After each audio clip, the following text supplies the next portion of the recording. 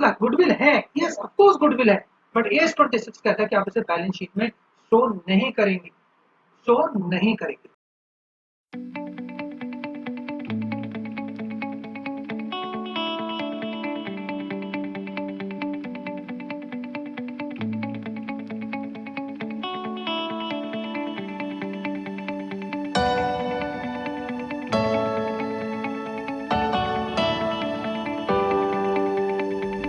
जिसे कि ICAI ने इशू किया बेटा, ये जो AS होते हैं ये institute of chartered accountants of India जो वो इशू करता है, और AS26 में इनके बारे में बताया। सवाल उठता है क्या गुडविल निकाल के हम उसको अपनी बुक्स में प्रेजेंट करना शुरू कर दें, क्या गुडविल को निकाल के हम उसको अपनी बुक्स में रिकॉर्ड करना शुरू कर दें? तो जो गुडविल है उसको दो तरीके से दिखाया जा सकता है। Goodwill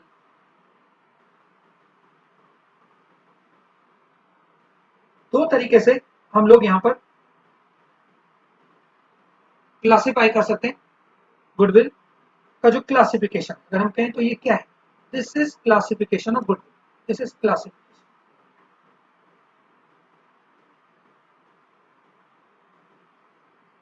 classification. एक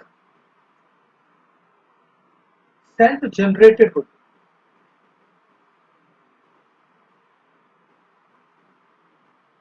एक बच्चों सेल्फ जनरेटेड गुडविल होती है और एक परचेज्ड गुडविल,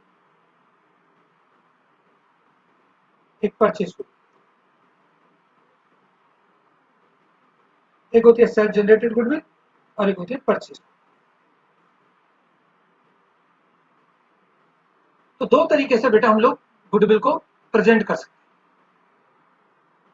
बेटा हम दो तरीकों से गुडविल को प्रेजेंट कर सकते हैं, एक सेल्फ जनरेटेड और एक परचेज। पहला जो सेल्फ जनरेटेड गुडविल है एज पर AS26, सपोज करिए मुझे लगता है कि मेरी कुछ गुडविल है, मेरे फ्यूचर एक्सपेक्टेड रिटर्न है, उनके बेसिस पे हमने गुडविल निकाल लूं, वैल्यूएशन करवा लें। लेकिन ऐसे गुडविल को AS26 साफ कहता है कि ऐसे गुडविल को, तुम्हारी गुडविल हो सकती है बिल्कुल, but self generated goodwill cannot be cannot be shown in the asset side of the balance sheet. You cannot show your self-generated goodwill in the balance sheet. As per 26, AS26, as per AS26, as per AS26, as per AS26,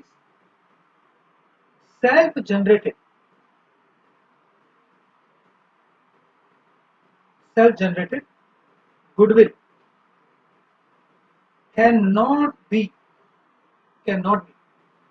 shown in the balance sheet. ठीक है आपकी goodwill है, कोई मना नहीं कर रहा, आपकी गुडविल है बेटा, but such goodwill can not be shown in the asset side of the balance sheet, in the balance sheet. आप उसको बैलेंस शीट में नहीं शो कर सकते, मतलब होने के बावजूद भी you can not show such goodwill in the asset side of the balance sheet. आप ऐसे गुडविल को बैलेंस शीट में शो नहीं कर सकते।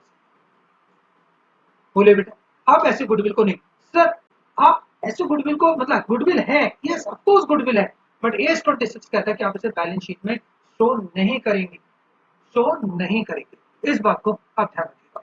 उसके पीछे उनका सिंपल सा लॉजिक होता है, क्योंकि हर एसेट, हर कोई जब रिसोर्स क्रिएट होता है तो उसके लिए कुछ कॉस्ट होती है, कुछ खर्च किया जाता है, लेकिन सेल्फ जनरेटेड गुडविल में आप अपनी कॉस्ट को नहीं दिखा सकते, इसलिए अब वो कहते हैं कि आप एसेट्स को भी नहीं प्रेजेंट करेंगे। यस आपकी गुडविल है, नो डाउट, जब आप इस बिजनेस को बेचेंगे, जब कोई आपको गुडविल पे करेगा तब बिल्कुल आपको उसका पैसा मिलेगा, लेकिन आप अपने आप इस गुडविल को शो नहीं करोगे। लेकिन सपोज करिए बेटा अगर आप हल्दीराम खरीदने जा रहे हैं और हल्दीराम से आपकी बात हो गई कि चलिए हम आपको गुडविल का पैसा देते हैं, अब इस बिजनेस को हमें बेच दीजिए, यानी जब हम बिजनेस खरीदते हैं तो क्या करते हैं, हम उस बिजनेस में जो उनके एसेट्स वगैरह की वैल्यू है प्लस जो गुडविल की वैल्यू है, एक ऐसी एसेट होती है जो दिखती नहीं है, यानी उनकी जो बैलेंस शीट है, उनकी जो बैलेंस शीट होगी बेटा, बैलेंस शीट होगी, उस बैलेंस शीट में उनके बहुत सारी एसेट्स होंगी, land and building, plant and machinery, furniture, सब कुछ होगा, न जाने क्या क्या एसेट्स होंगे बेटे, लेकिन उसमें एक ऐसी एसेट है जो आपको दिखाई नहीं दे रही बेटा, वो है पर वो आपको दिखाई नहीं दे रही। बताइए वो एसेट कौन सी है? वो एसेट है गुडविल। उस गुडविल, इसकी बात कर रहे हैं कि ये जो बैलेंस शीट में है उनकी गुडविल। अब जब आप बिजनेस खरीदते हैं तो आप इस पूरे बिजनेस को खरीद रहे हैं, और जब बिजनेस को खरीदा जाएगा तो ये एसेट तो आपको साफ साफ क्लियरली दिखाई दे रहे हैं। पर बताइए, उनके बिजनेस का एक वैल्यूएशन है, उनके बिजनेस में फ्यूचर एक्सपेक्टेड रिटर्न है, उन रिटर्न का भी उन्हें एक वैल्यू मिलेगा, और जब उस वैल्यू को हम उनको पे करेंगे तो हम क्या पे कर रहे हैं? गुडविल। उसे सिंपल टर्म में कन्वर्ट किया हुआ उसे हम कहते हैं गुडविल। तो अब हमने उनको वो गुडविल भी देनी है, और जब हम इनको ये गुडविल देंगे तो ये इसीलिए कहते हैं कि गुडविल दिखती नहीं। आप बोलोगे दिखाओ अपनी गुडविल, दिखाइए लैंड एंड बिल्डिंग की तरह, तो ये इंटेंजिबल है बेटा, आप इसे देख नहीं सकते, लेकिन इसे फील कर सकते हैं कि अगर उनके फ्यूचर एक्सपेक्टेड रिटर्न है तो डेफिनेटली इस बिजनेस की गुडविल है। और गुडविल है तो आप परचेज करने जा रहे हैं, तो परचेज करोगे तो क्या इन सब की वैल्यू दोगे? यस, इन सब की वैल्यू आप दोगे, इन सब की आपको वैल्यू देनी पड़ेगी। और जब वैल्यू दोगे तो क्या उसमें गुडविल भी होगा? ऑफकोर्स गुडविल भी होगा। तो गुडविल को जब हम खरीदेंगे तो it is shown in the balance sheet, asset side of the balance sheet. Now as per AS 26, goodwill is recorded as an asset when it is purchased, when it is purchased।